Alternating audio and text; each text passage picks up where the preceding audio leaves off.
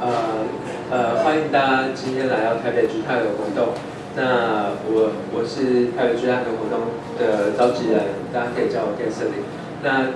今天欢迎我们的这个老朋友上官大人，然后和大家来介绍这个Windows Azure 的这个 Mobile Service。那我们把今天剩下的时间就交给上官。好，大家好，我是 Eric。那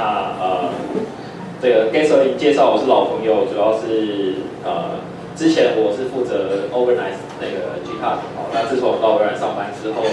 那这个 GTUG 就托付给他了。那今天很开心，这个再度接受这个 GTUG 的邀请，回来跟大家这个做一些分享。那我想说，既然是 Google Technology， 那根据这个 GTUG 一直以来的活动，Android 应该是一个非常热门的一个 topic， 所以今天要跟大家介绍就是微软有个云端的产品叫 Windows Azure， 那 Windows Azure 它其实包含了非常多的服务，那有 IaaS 有 PaaS， 甚至像我今天要介绍的这个 Mobile Service， 那主要都是每一个服务会面对不一样的用途跟情境。那 Windows Azure 这个 Mobile Service 呢，它主要针对的用户族群就是针对这种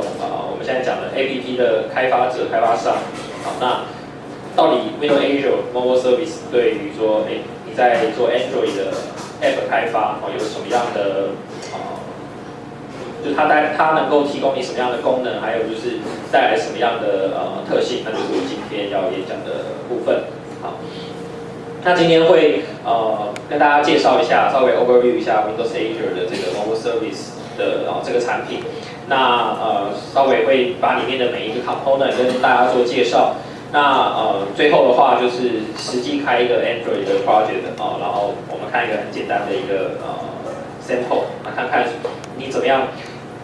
就是说，透过这样子的一个 hands-on， 让大家了解说，你在做 Android App 的开发的时候，怎么样利用 Windows Azure Mobile Service 来帮助你做一些事情。那 Windows Azure 的网站其实你直接打 www.azure.com 就可以了。那你可以，我们有中文的网站就是 www.azure.com 就可以连到我们的官方网站，然后你可以看这个平台它有什么样的服务及内容。那今天的话特别要着重，因为 Windows Azure 的服务非常的多，那要着重的项目是 Mobile Service。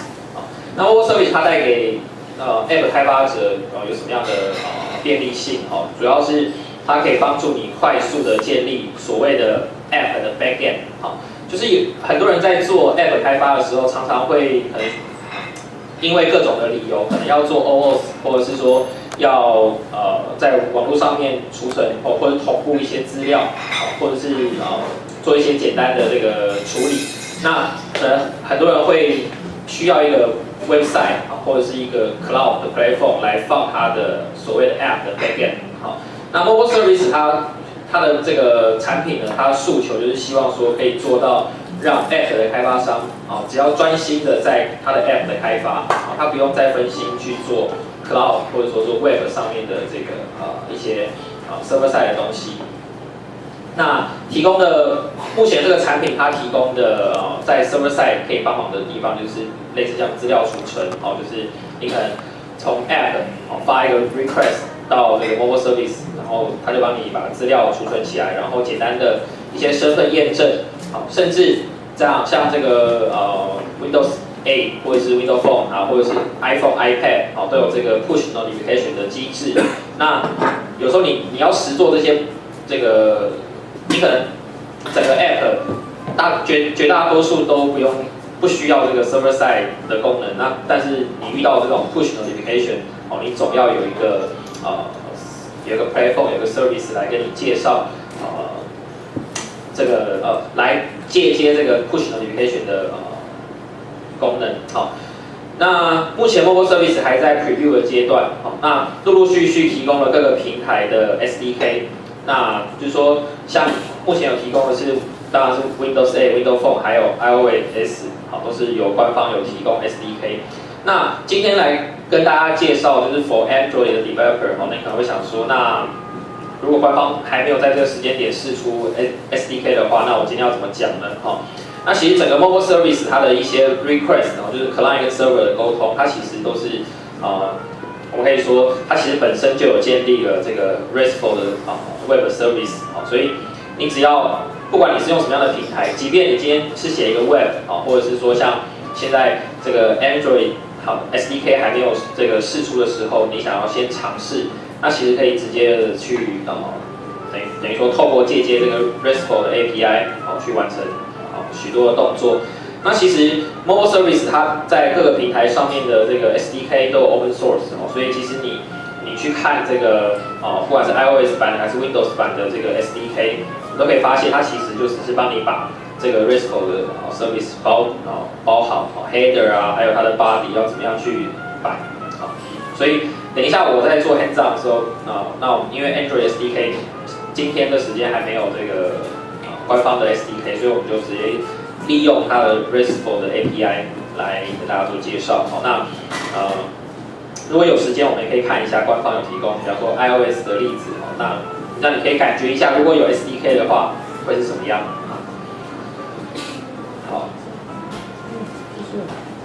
好，所以它的架构大概是这样，就是你的Windows Azure 呢，它是一个云端平台。那 Mobile Service 是里面专门针对 App 开发商的一个 platform， 它可以帮你处理资料储存身份验证。那你几乎不用写 server side 的任何的 code， 你只要 create 好这个 service， 然后拿到一些 key 然后 URL 你就可以开始在你的 App 上面透过这些 key， 透过这个 URL 去资料储存、身份验证或者推播通知等等。那如果说你真的有一些非常客制化的事情要做，就是比方说你资料储存的时候，你可能要做一些联动的动作，或者是去塞一些客制化的资料。那其实也有在 Azure Mobile Service 的管理界面上面也有提供，你可以这个自己写一些 script， 然后做一些客制化的操作。那这些 script 呢，它的语法基本上是跟 JavaScript 很类似，所以如果你对于 JavaScript 有一些了解的话，其实你还是可以用这个 script 在Mobile Service 上面做一些克制。好，所以这就是我刚才提到，就是说为什么要就是说 Azure Mobile Service 到底对 developer 来讲它的意义在哪边？那当然最直接的诉求就是说，希望 App 的开发者可以专心在 App 的开发，不用再分心去同时写 server side， 然后又要写这个 App。那另外就是它的所有的 API 呢都是用 RESTful 的这个 service 呈现。那 response 的话，那当然这个现在很流行用 JSON 的一个格式传资料。所以这些不管你要做 request 还是接收 response， 透过 RESTful 的 API， 其实你不一定限说一定是只有 Windows 的平台可以用，还是 iOS 的平台，还是 Android 的平台，甚至是其他的 platform， 可能你有旧的这个 desktop 的 application 或者你的 web application， 甚至是其他的platform， 你只要能够做这个web request， 应该都可以使用 Mobile Service。那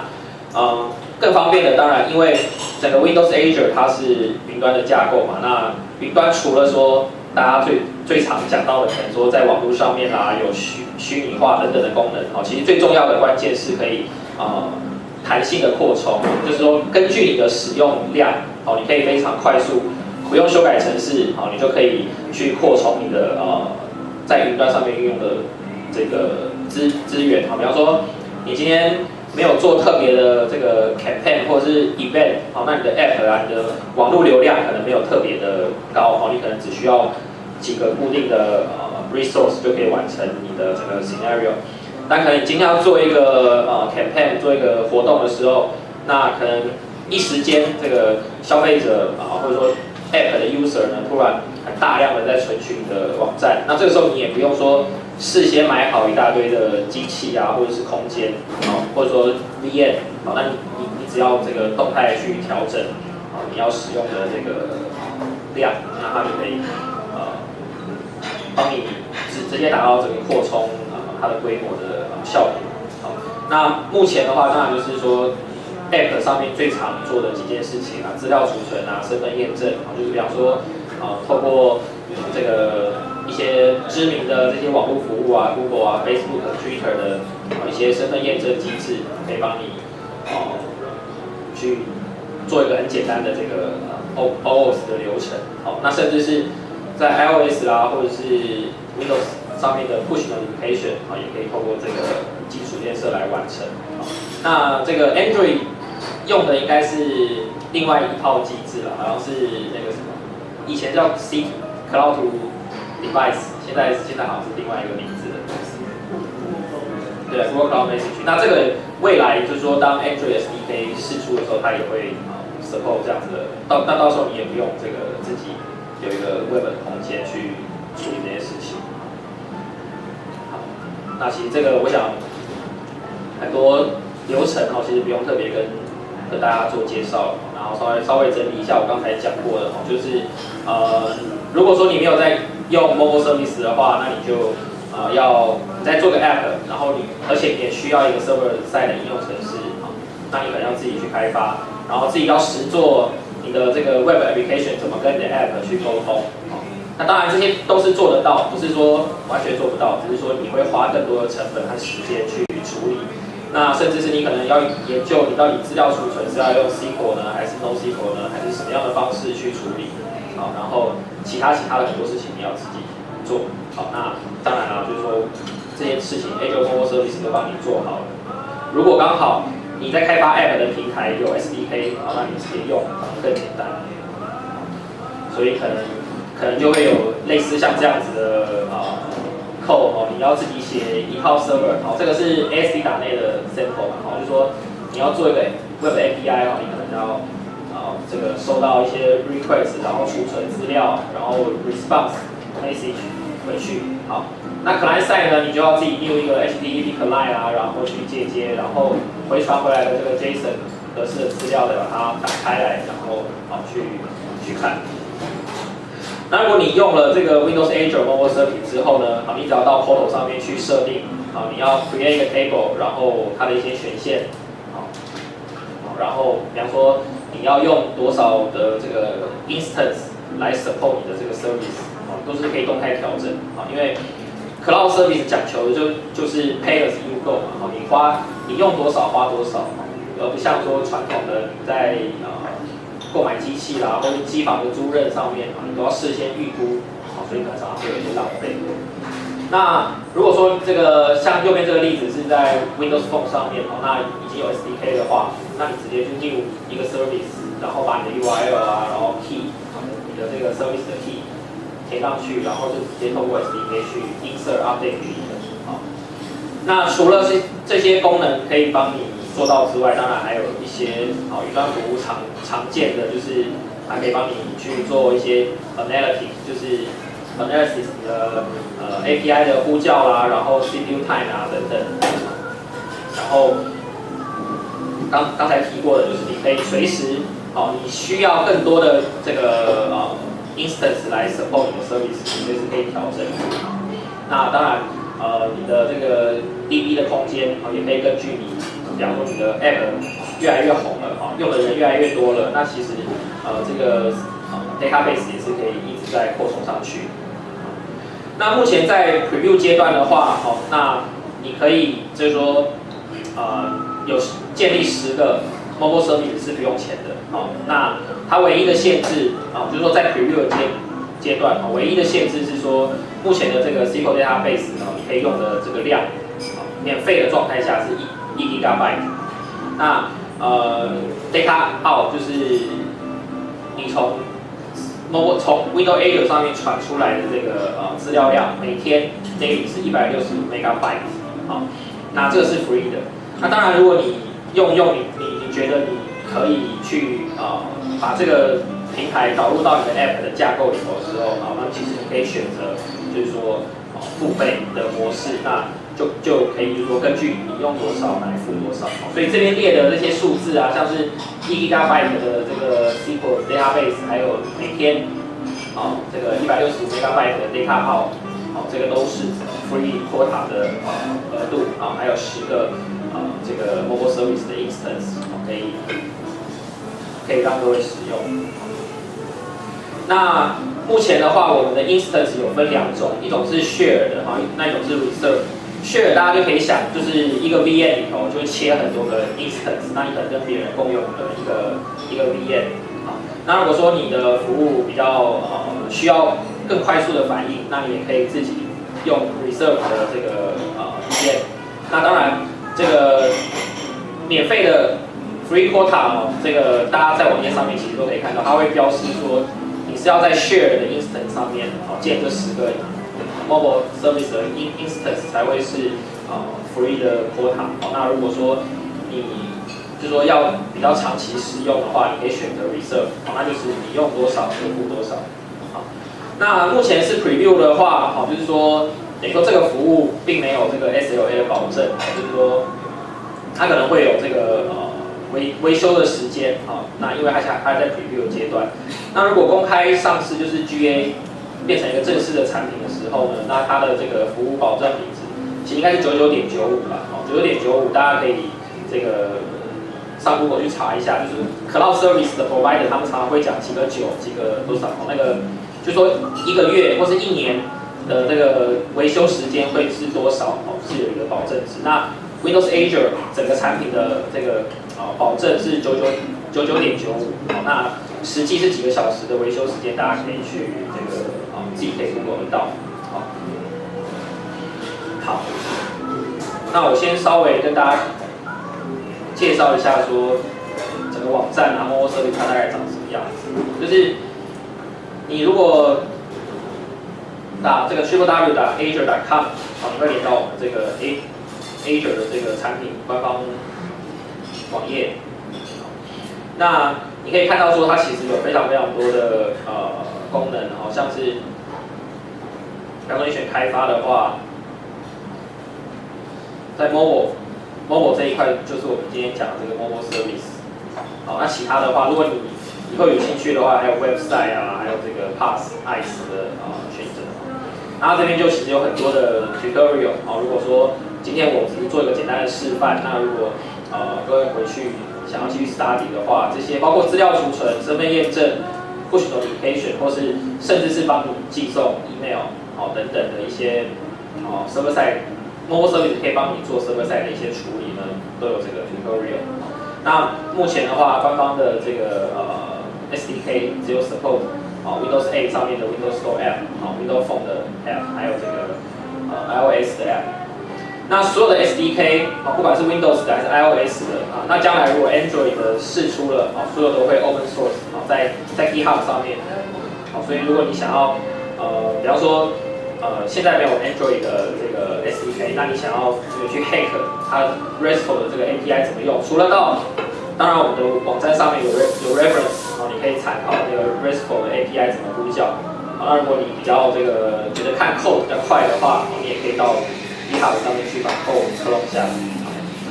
那现在不管你是什么因素，或者说你什么目的要用 Windows Azure 的话，你现在注册账号会有3个月的 free 的试用的额度。那一样free 试用的额度在我们的官方网站上面，其实在 pricing 中文网站的话应该是定价，我把它切换到中文。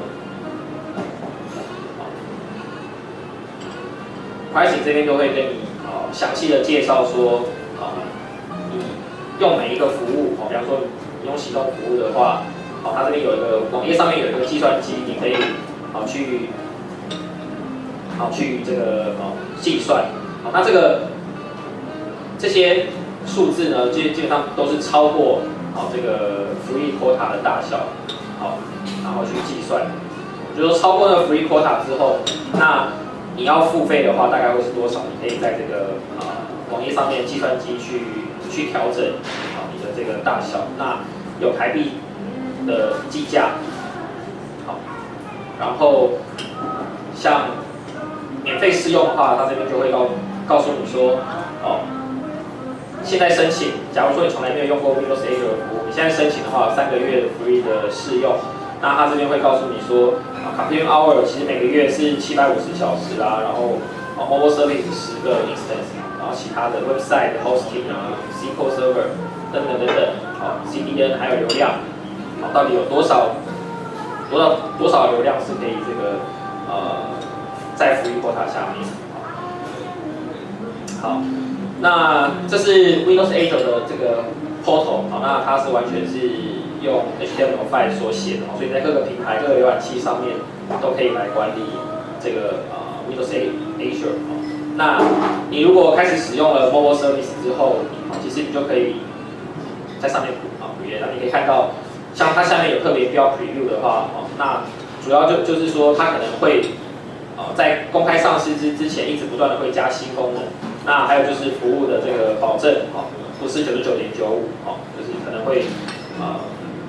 遇到这个需要 maintain 的时候，可能会暂时无法使用。所以你就可以在这个网站上面直接就建一个，比方说我建一个 GTUG demo， 好，然后它会帮你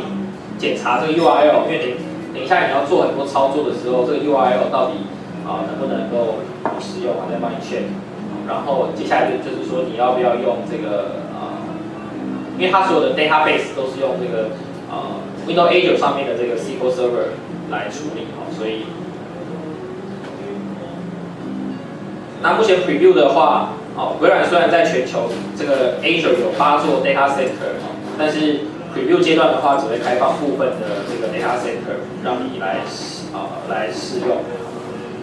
所以你可以选择看你是要 create 一个新的 SQL database 呢，还是用一个 existing 的这个SQL Server 来建 database。像我现在如果选create new， 好，选一个是在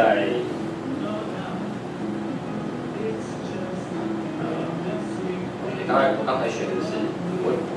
把它选同一个 data center。美国东岸，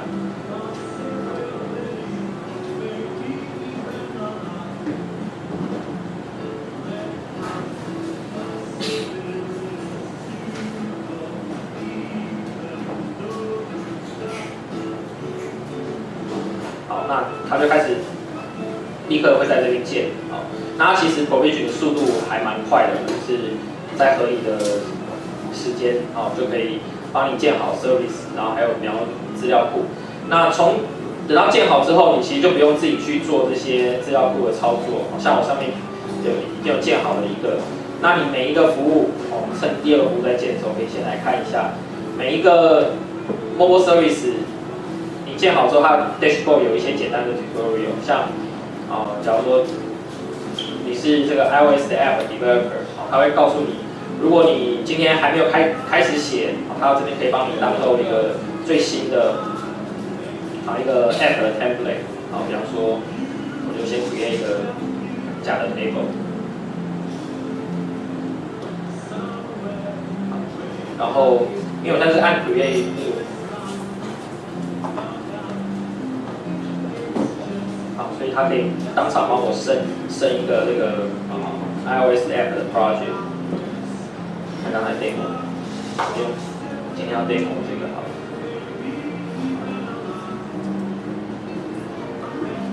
当你建好每一个这个 service 的 instance 之后，你可以在这个 dashboard 上面去管理。像 data， 等一下我们就要示范，就是说，你要透过这个 mobile service 帮你储存资料，你总要在这个service 上面建立一些 table 去处理你的资料。那你 table 的话，你可以是这个 dynamic 的这个schema， 就是你不用事先的去规划你的这个你不用规划你的 columns 叫什么，你可以直接动态的在这个程式里面去产生。那这个 table 呢，谁可以存取？其实有一些权限可以让你设定。等一下我们看一些 sample 的时候再回来。那假如说我今天很快的就建一个刚才建好了to do的 table， 然后列一个 template，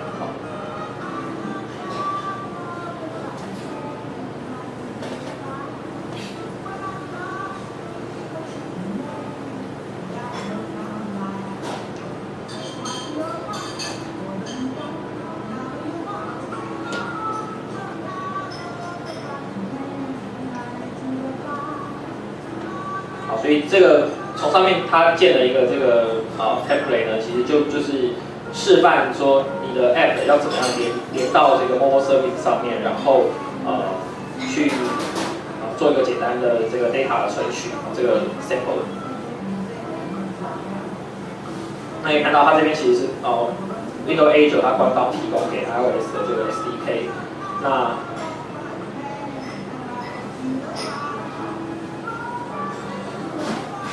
看它的 code 里面，其实就有透过这个 SDK 去 create client， 然后连接到我们刚才建立的这个 GTUG demo 的这个 URL， 然后把这个产生的 key， 把它 initial 起之后，剩下的它要去做一些操作，取得 table 的资料，然后去做 insert update delete 的都透过这个 SDK 去完成。好，先看它的这个执行的效果。找一个 iPhone。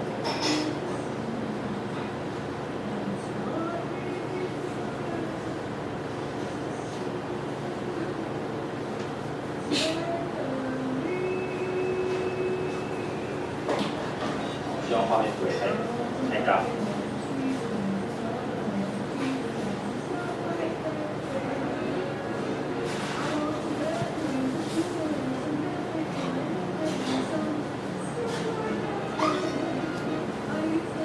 好，那因为我们现在刚刚建好了这个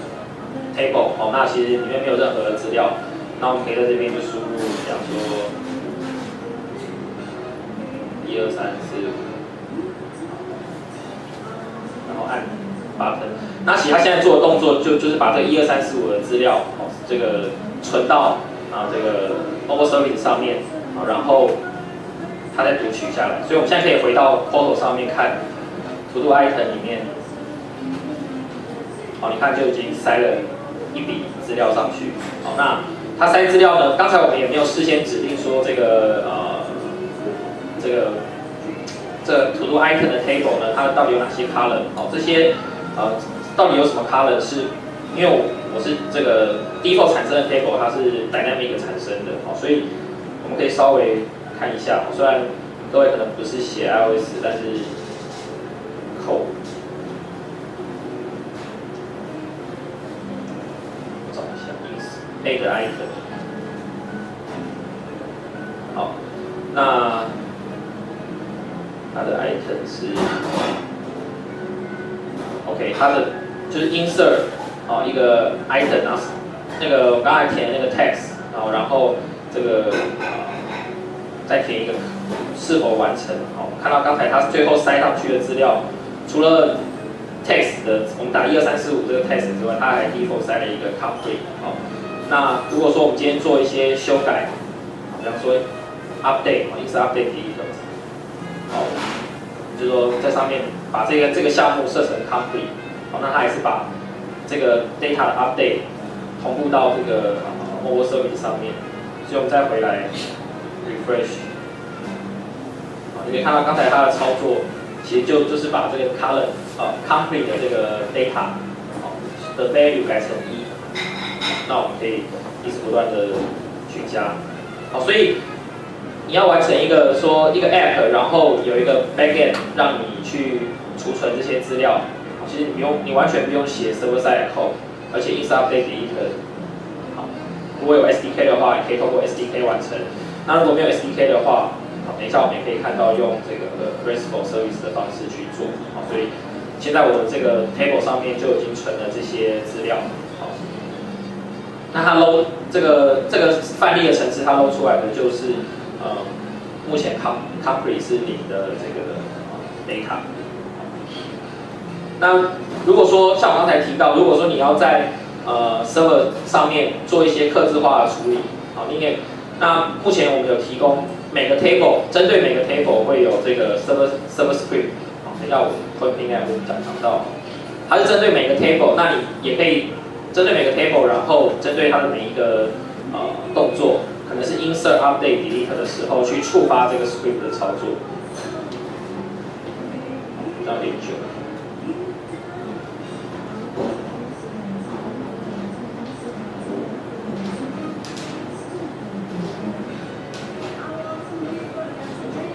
reload 一下。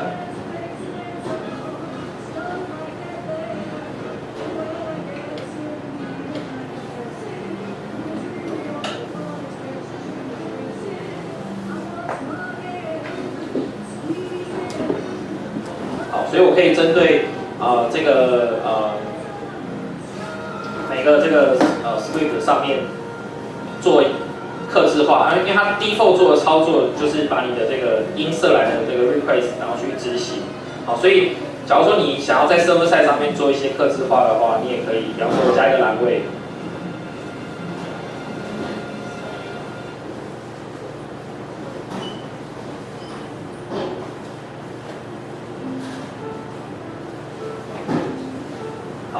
那你储存，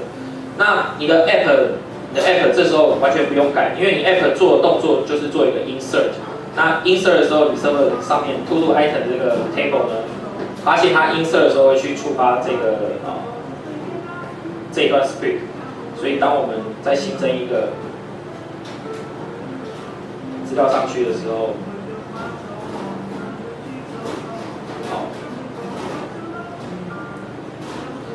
好，这时候你看到，这个 table 上面的这个 column 多了一个 comment， 因为我们刚才的那个 script 去触发了刚才那个操作，所以可以让大家看到说这个 table 的schema 其实是可以 dynamic 的操作，那你也可以去做一些设定，就是如果你不要这个 dynamic schema， 就可能为了一些效能啊，你可能需要这个觉得你没有 dynamic schema 的需求，你可以把它关起来。那或者是像我刚才讲的，当你今天使用量变比较高，比方说你的这个服务非常的受欢迎的时候，你也可以透过这个修改说你的 instance 要变成是 share 的还是 reserve。reserve 的话就是你自己可以单独用一个 VM， 当然 resource 会比较足。那目前的话，因为你是 share 的 instance， 它就不会让你去调这个 instance count 有多少。那你改成 reserve， 它也会提醒你，就是说它可能会有这个费用的计算。那如果你没有确认说你要这个，因为我们 default 注册 Windows A 有 default 注册账号的时候，它会把这个消费限制打开。就是说如果你没有把这个消费限制移掉的话，其实微软或者说 Windows Azure 它不会去扣你信用卡的钱，除非你自己把这个 spending limit 那种消费限制关掉。关掉之后，那当然你选择了会付费的这个instance， 那就会开始计费。那这个时候你当然就可以去调说你要用几个 instance 来支援你的这个mobile service。那目前在 preview 阶段的话，你的 instance size 只有 small 可以选。那当然 GA 的话就有 medium 跟 large， 完全是根据你的用量。那如果后来你发觉，你的活动结束了，或者是使用量没有这么高的话，你随时都可以切换回 share instance。那比方说你就可以不用，你只要在 share instance 下面都是 free 的。那当然就是要在这个一定的 quota 之下。好，那这个是就是说一个情境，它的概念是一个什么样的？那接下来就是说，因为我们刚才示范的是这个iOS， 因为它有 SDK， 所以目前官方有这个 sample。那如果说你现在像我们今天要做这个 Android 的 hands-on， 那目前没有 Android SDK 的话，那你就要透过 RESTful 的 API 去那个存取。那目前我们在网站上面也有，其实不用从这个连接点，我就回到我们产品的这个网站开发，然后在 mobile 的那个 section。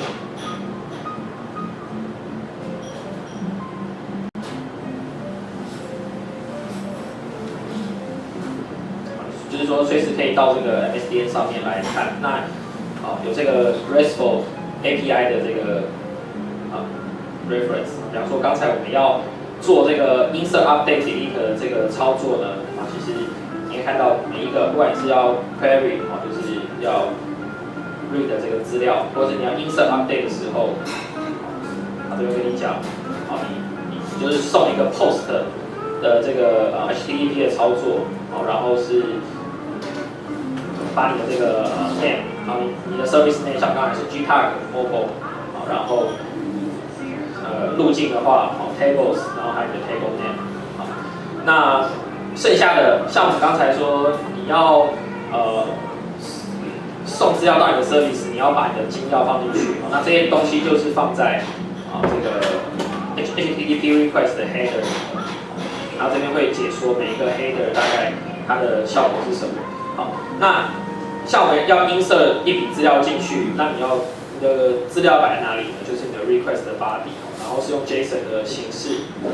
传给它。好，那这边也有说明说，好，它如果你 insert 成功之后呢，它的这个 status code 好会是什么？然后 response 的 header 好会带什么样的资料？那通常的话，像 insert 一笔 data 到这个Mobile Service 上的时候，它回传资料就是 insert 成功的话，就是你那份资料，然后前面再帮你加上 ID 的这个栏位，所以它下面就有 sample， 比方说像这个例子的话，你就发一个 post 的到这个 URL， 然后你的 header 呢，当然这个不管 request 还是 response 都是用 JSON 的资料格式在这个沟通，然后你的金钥塞在这个Azure Mobile， 然后 application 的 header， 接下来巴拉巴拉就看你，那上传的资料可能就是像这样，然后它 response 回来的结果也是一样，所以呢，好，我们就应该可以直接来create一个这个 Android 的 sample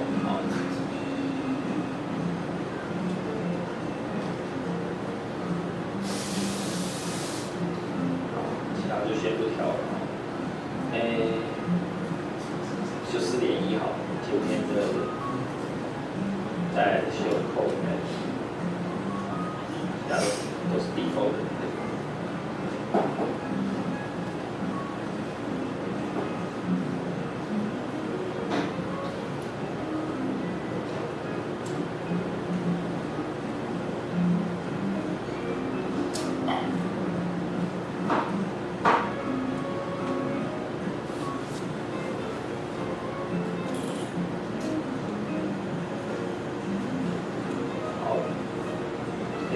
旧了，所以跑得没那么快。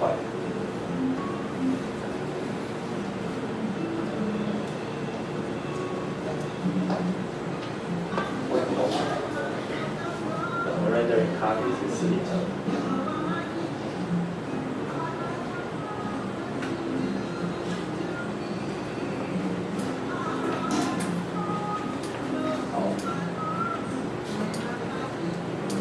塞最快，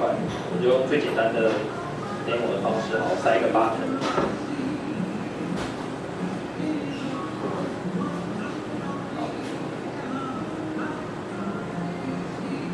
然后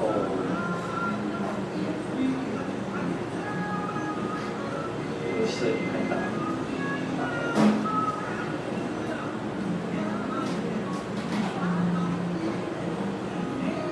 然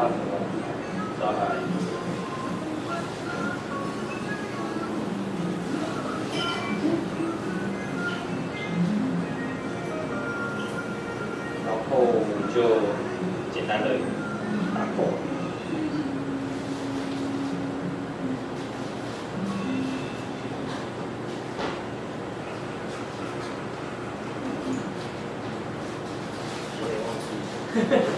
find by ID，find 就 by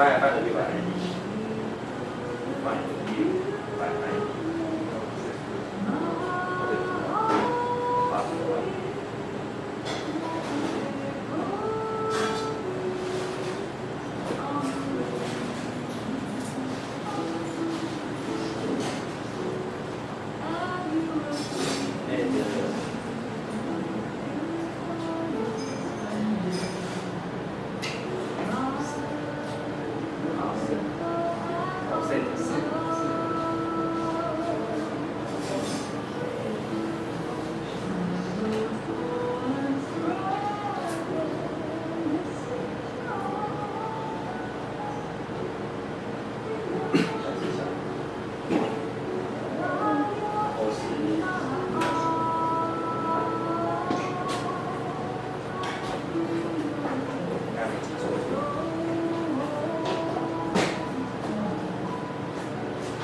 就先不用那个 sequence， 不要拿那个扣。好，剩下我这样会不会很乱？试试看，还有没有怎么做？试试看，勇敢。好，然后我们就刚才的那个。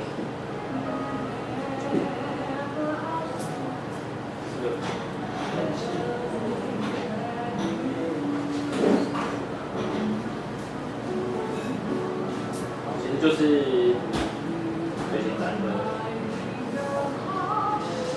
表格名称叫什么？另外一个，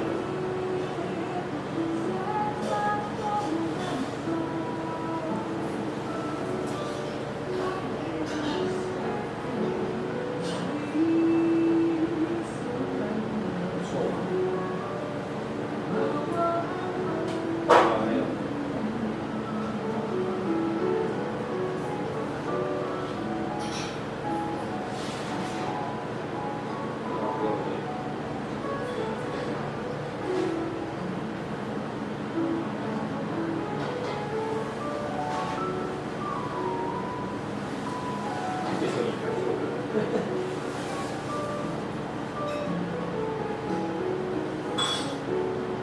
为什么？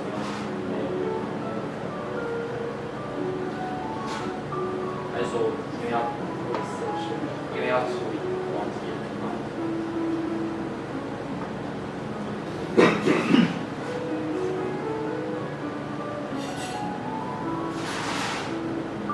好，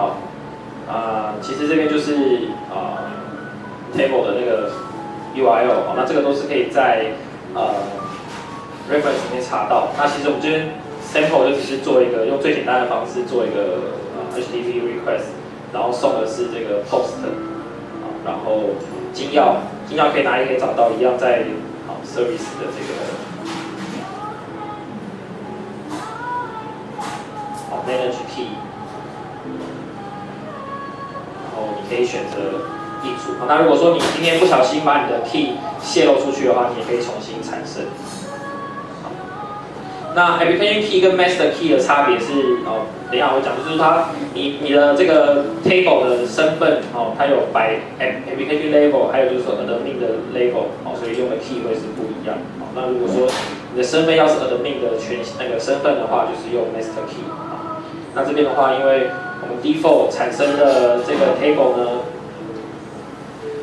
它 default 的权限是 with application key， 所以我们这边用 application key 来放到这个HTTP header 里。好，然后我们就把它就是很简单的写了一个 hello from Android。好，但是呢，为了 demo 快速，我们用机器可能会快一点。不知道有没有反应？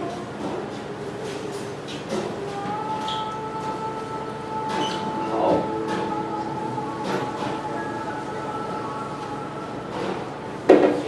上次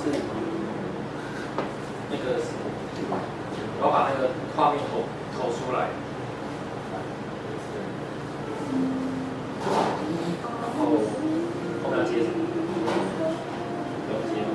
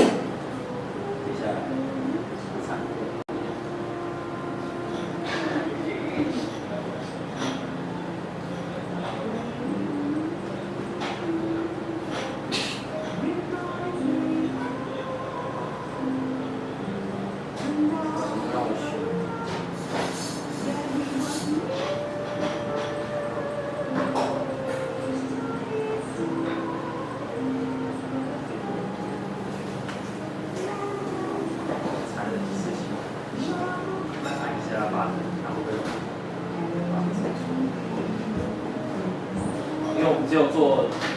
click 然后去送出 request， 所以我来看一下刚才送的有没有成功。还没到。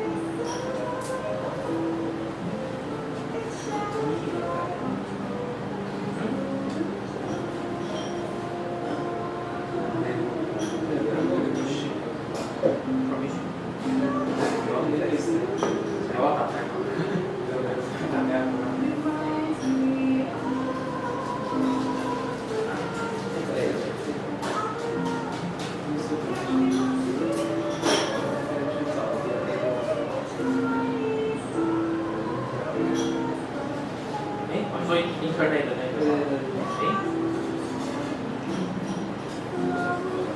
上次忘记加了。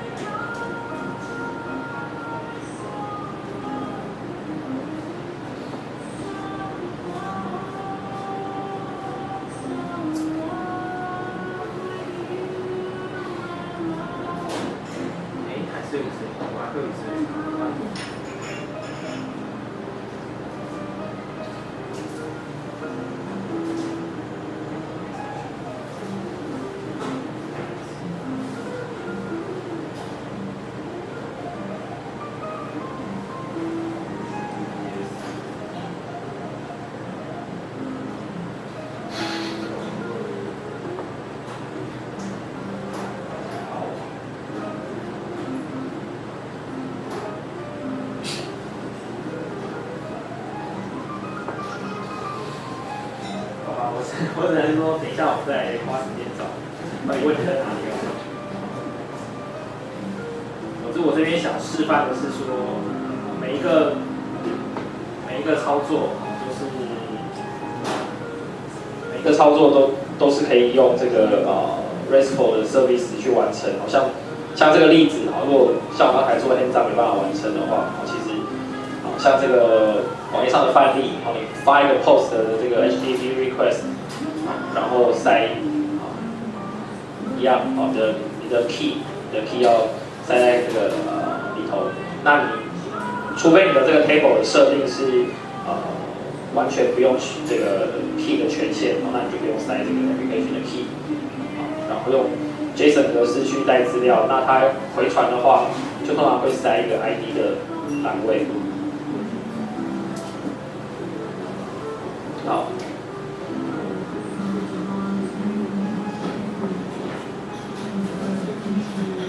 好，那 Server Script 其实刚才跟大家有提过，就是说你每建一个 table 的时候，你都可以在上面去做客制化。好，那你可以 insert、update、delete。那一样，这个 Server Script 到底提供哪些功能？好，你一样可以在我们的这个网站上面，好，有这个 Server Script 的 reference。那你可以看到，其实它可以做非常多的事情哦，比方说，像目前支援了这个Apple 的这个 Push Notification， 或者是说微软的这个 Microsoft 的 Push Notification， 好，那你可以在 Insert、Update、Delete 的时候呢，去发送一个这个 Push Notification， 好，就是透过在 Server Side Script 去透过 APNS 这个Object 去 set， 好，然后因为每一个你 device 注册到你服务的时候，你可以把这个 device token 存起来，然后你要发送的时候，你才知道要发送给谁，好，然后你要发送的资料还有一些 option。那或者是说你在insert update delete 的时候，你存取某一个这个 table， 好，那你要去 access 其他的这个 table 的时候，你也可以去透过 MS-SQL 的 object， 甚至是可以去下非常这个直接下 SQL 的语法。如果你觉得说你有一些 query 要做很复杂的运算，很复杂的这个 SQL 的查询，你也可以自己下这个 query 的语法。那甚至是去 access 其他的这个或者说你要这个做一些 log， 比方说像我们刚才示范的说，在insert 的时候，你可能就做一些 log， 你也可以做。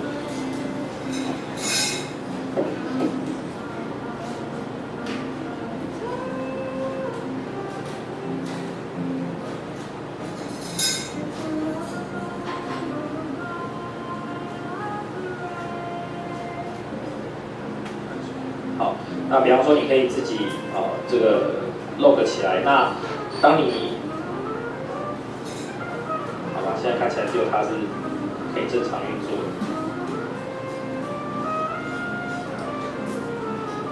好，那一样，我刚才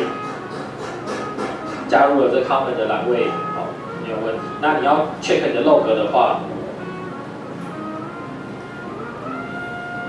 好，可以看到刚才我们在 server script 上面，好，你要做一些log， 好，你也可以。那它还会告诉你说，这个 log 是从哪里来？像我刚才是对 to do item， 因为 server script 我讲过是每个 table 它都是每个 table 的每个 operation 都是独立的，就是说，那所以你每次做一个这个 log 的动作，那它就会告诉你，你的 source 是从哪一个 table 的哪一个 operation 来的。那你也可以再去做一些其他的处理，包括这边有一些 sample script 的 sample。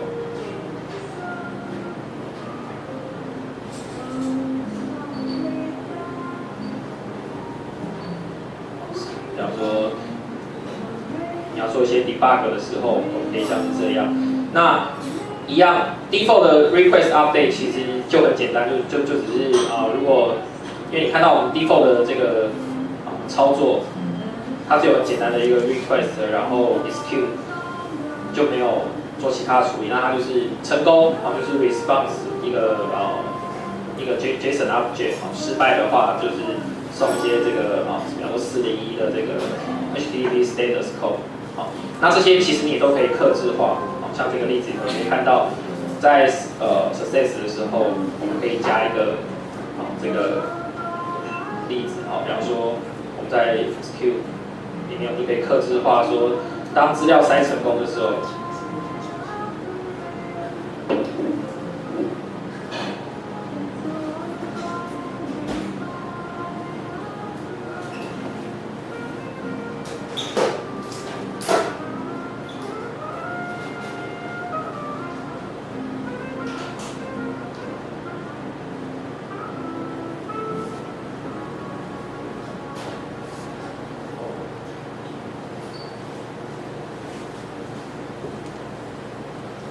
然后要注意的地方，当然就是本来这个 SQ 的这个 method 呢，它会自己去处理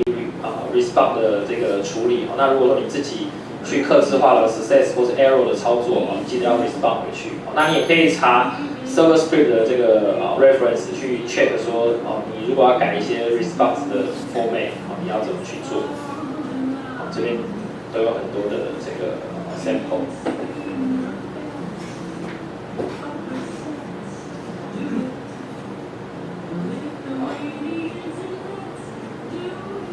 可以看到刚才筛这个成功了，那回到 log 去看，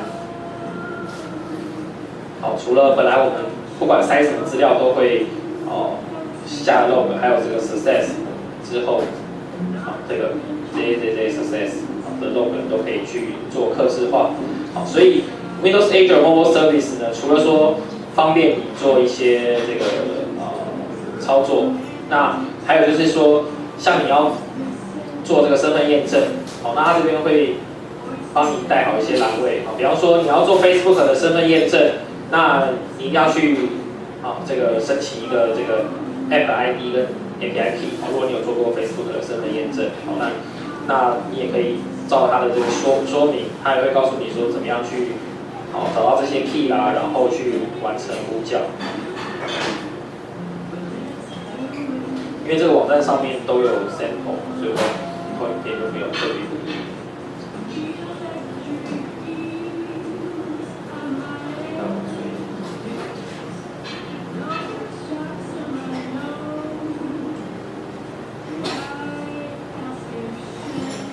好，比方说我们要做身份验证，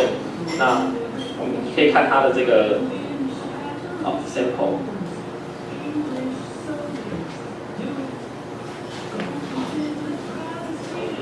验证，随便举用一个例子，好，比方说你要做 Facebook 的 login， 那它这边就会介绍，你去这个 Facebook 的 developer 的 portal， 然后 create 一个 app， 然后你就可以拿到 app ID， 然后你的这个验证的 URL， 因为这个 Facebook 的验证流程有这个 OAuth 需要有一个server side 这个 URL， 所以你就填你这个 Mobile Service 的 URL， 然后给你 App ID secret， 你就照回来填，就是照我们刚才看到在 Portal 上面这些要你填的栏位。那如果接 Twitter 一样，它有一个 Consumer Key、Consumer Secret，Google 的话也是。那这个时候呢，你看在我们每个 data table 的权限里头，选这个 table， 那 table 的权限有一个就是only authenticate users， 那什么意思？就是说，如果你像我们刚才筛资料是不管你只要做了筛的动作，那不管是谁来捞，都可以捞到一样的资料。那如果你把权限设定是这个authenticate users 的话，那就变成说你在筛资料的时候，比方说把这个权限设成那个要认证过的 user， 变成说你筛资料之前，你一定要透过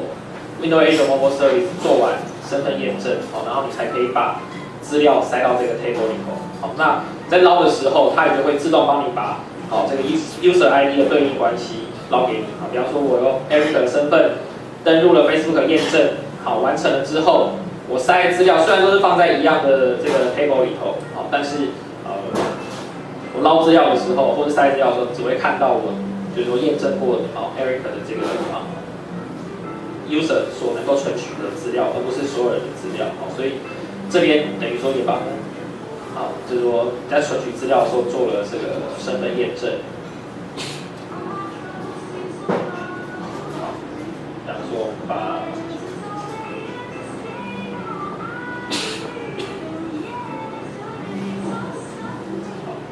然后呢，他这边会跟你讲，就是说，像这个例子，如果你要修改的话，你就是去在画面开始之前就导引 user 去做这个身份验证，然后实际做一个到 Facebook 去注册一个。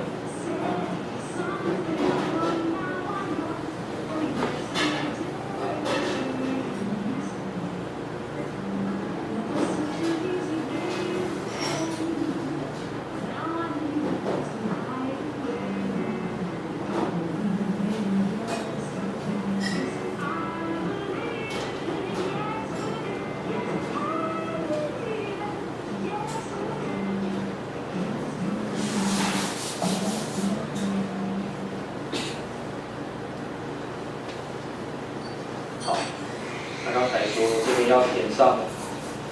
我们 service 的 URL。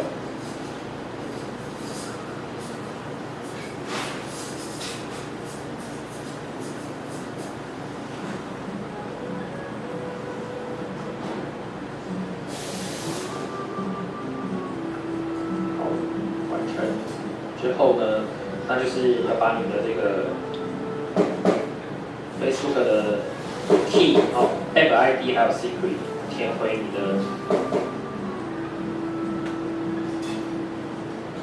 portal 上面。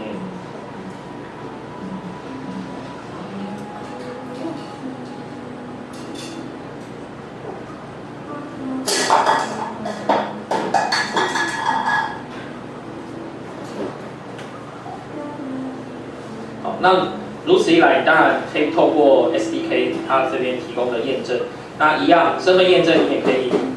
假如说你没有 SDK 的状况下，你还是可以用这个 RESTful Service 的方式完成。那我们把 table 的权限都先调成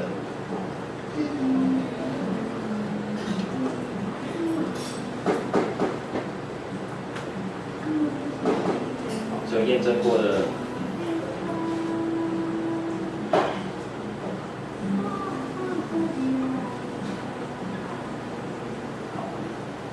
接下来他这边有讲说，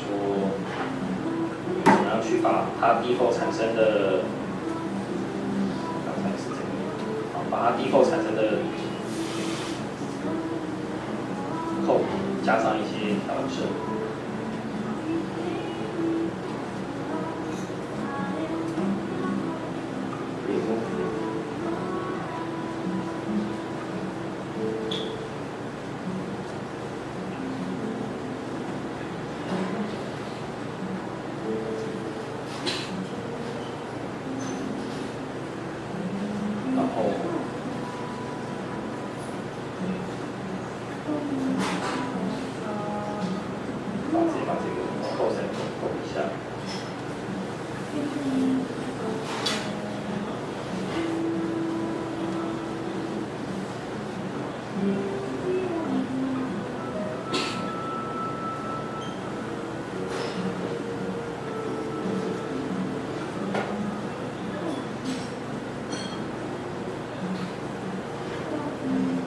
好，所以他这时候就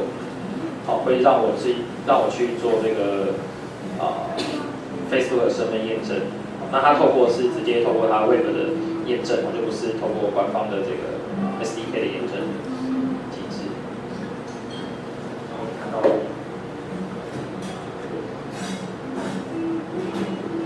看到我们大看起来，怎么可以看到我们？对啊，我应该做成一个，你像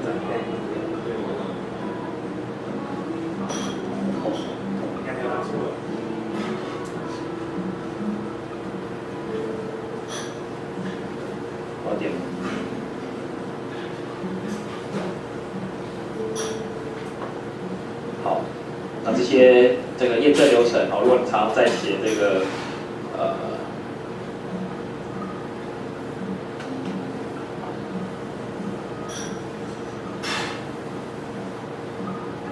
那其实应该他后来就是要去透过 Mobile Service， 因为 default 这些资料是还没有那个验证身份的时候所 access 的，所以都会存在。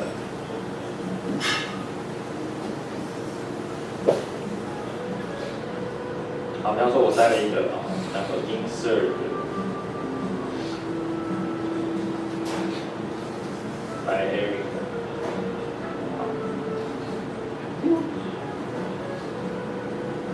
那当然，我们现在看我们的资料上面都有，因为你到 portal 来，当然你任何的这个 user 塞的资料都看得到。好，那我们现在就用另外一个身份登入。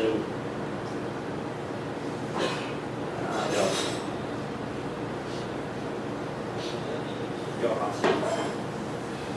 虽然是第7章，但是还是要放弃。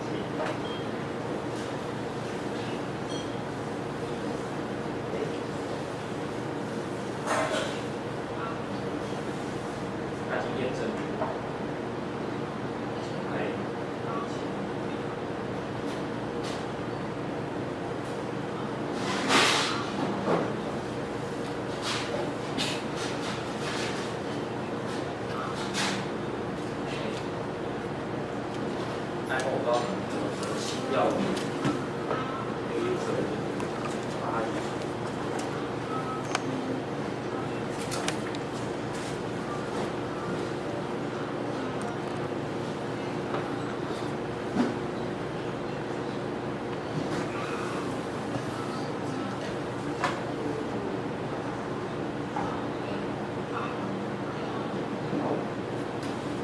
我现在用另外一个身份登录。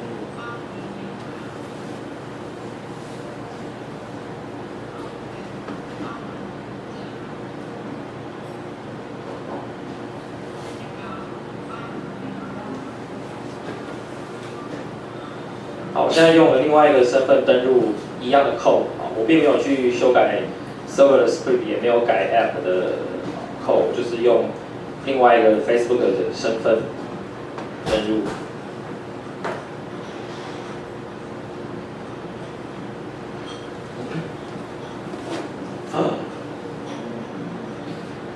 我还是捞到一样资料，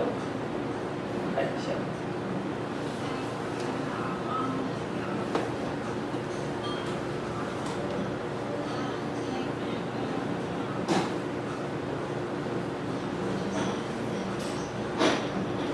我应该是少做了一个事情。OK， 就是 server side。哦，不好意思，我忘记，就是说，他帮你做完这个身份验证的事情，只是在 insert 的时候，他会在这个 user 的这个栏位，加入这个 user ID 的。所以我们可以看一下，好，比方说，照他的例子的讲法，就是我们可以把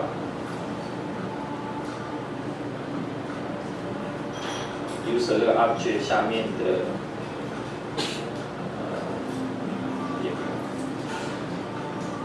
user ID 存起来，可以看一下，如果是这样的状况，它会存到什么？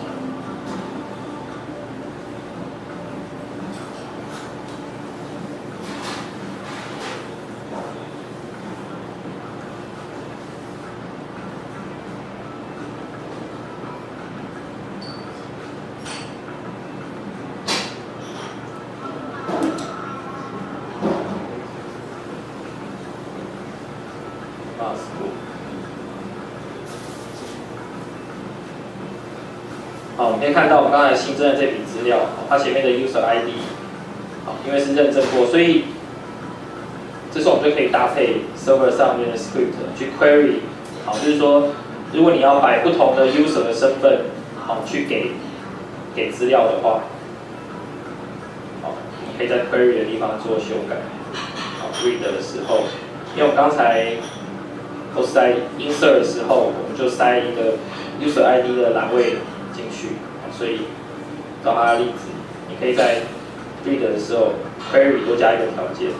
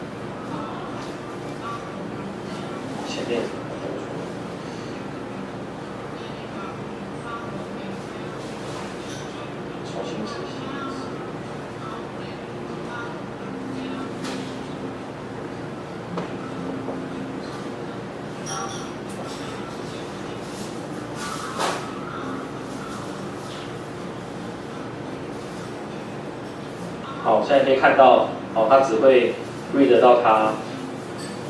这个 user 身份的资料，而不会读到另外一个身份，因为我们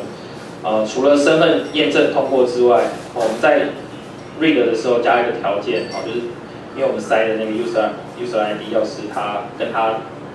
你早有验证过，你每次做这些 read 啊、insert、update 的这个操作的时候。user 这个 object 的 user ID 就会带进来，所以像我们在塞资料的时候，加了一个 user ID 的栏位，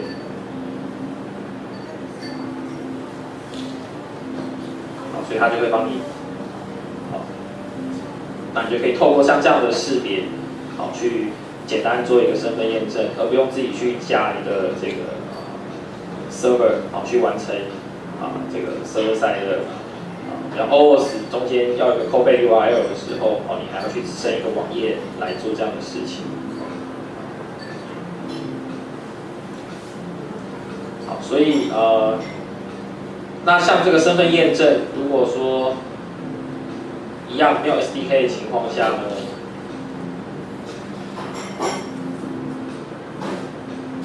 一样就是到 reference 可以找到。目前 RESTful API， 如果你要做像刚才这个验证的话，它的 URL，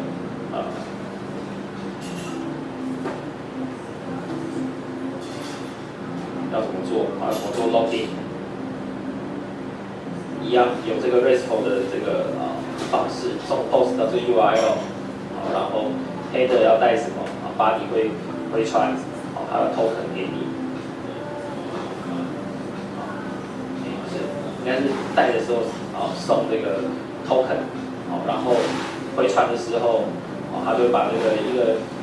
user object 回传给你，还有这个 token， 就是让第一次完成身份验证的时候，你可以拿到这个 user ID 还有 token， 那之后你要 login 的话，就不用重新去走一次这个身份验证，像 Facebook 在 Web 上面这一个 process， 下面都有 sample。token 可能长得像这样 ，user ID， 像这个例子的话，它是连那个Microsoft account， 或者说这个 Windows Live ID。那像我们刚才的例子是 Facebook 的 ID 嘛，所以它的 user ID 长得是像这样，它前面的这个 prefix Facebook， 后面一大串，应该是这个 Facebook user ID。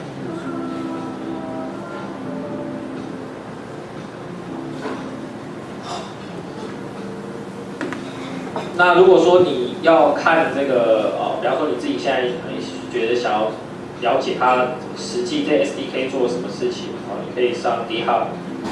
然后 Windows Azure。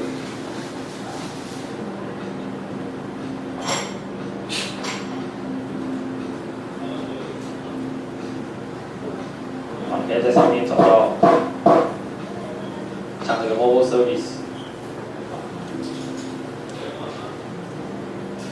那目前的 SDK 的话，就是官方目前就释出这3种，所以说如果你看你哪一个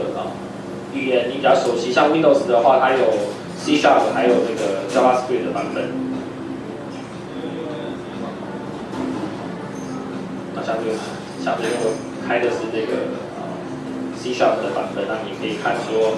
它怎么样去 hack 这个然后 table 的操作，它怎么去做的都可以看。那将来这个如果有 Java Android 的 SDK 的话，那就是会有Java 的版本，iOS 的 SDK 全部都是open source在 GitHub 上面，包括 login 像我们刚才看到的 login， 或者是说 table 的这个 update， 这些都可以看。好，所以直接做这个 Android hands-on 没有成功，那等一下我看有没有时间把它理一下 bug， 让大家实际的体验一下。其实你现在就算是用 Android 的开发，也可以直接透过这个Web request， 就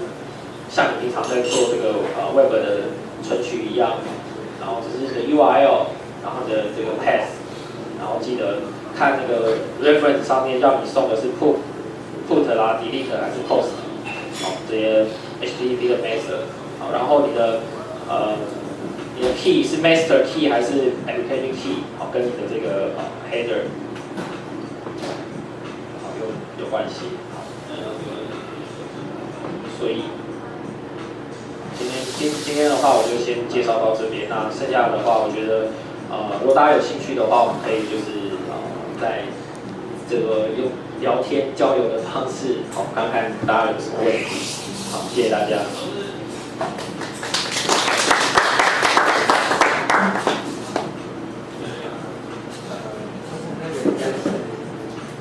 现在新的那个4.0以后，它有要求就是在 UI 的那个 thread 里面不能放那个 networking 的，对，所以它会有一个 exception。那今天我们谢谢上官来和大家介绍那个微软的这一套 mobile 的 service。那其实有一个用这一套有一个好处，就是你不管是 Android 还是 iPhone 或是其他的这个都可以用，那甚至 Web 也可以用，那这是它的优势啊。那我们再次鼓掌，谢谢上官的演讲。